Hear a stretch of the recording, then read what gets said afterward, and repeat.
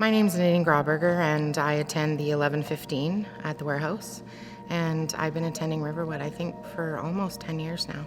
So I have had 13 surgeries in the last 3 years. I had a large ventral hernia, and I don't know where I'd be without having a faith.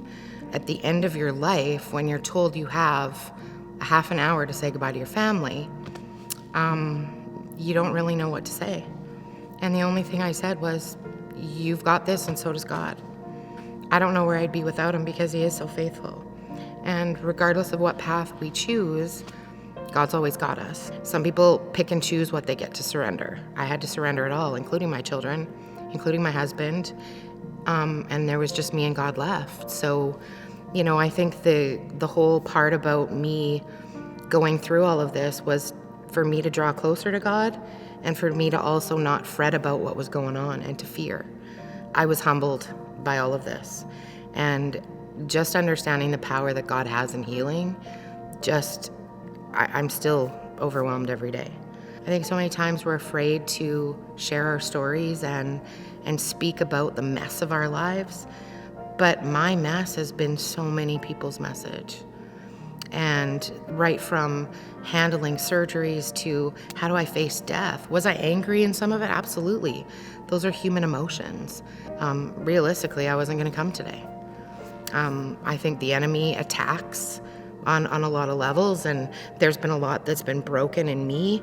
I lost my job today, and I didn't want to come in and speak, but I think that's an enemy way of coming in and poking and jabbing and having these words of affliction that you're not good enough and you can't do, but that's another way of shutting down my voice. I don't have it right. I'm not going to get it right on this side of heaven.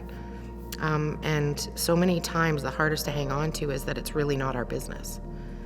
It's our response and God's ability. And that's the hardest part every day.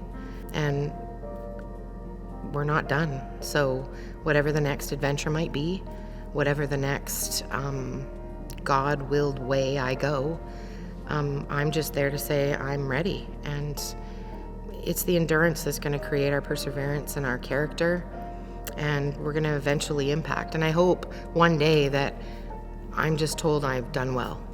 I was angry at times at God, but he has big shoulders. So that's also important to know that you can be angry with God, right, about the circumstance, but you can dump it and then just know that he's going to change it in his timing.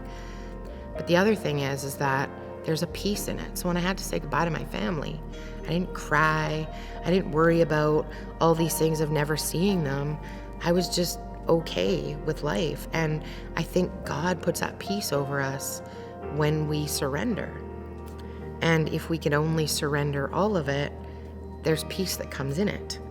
No matter what, trust. No matter what, have no fear. No matter what, cast your anxieties away. No matter what, know that people are around you and with you.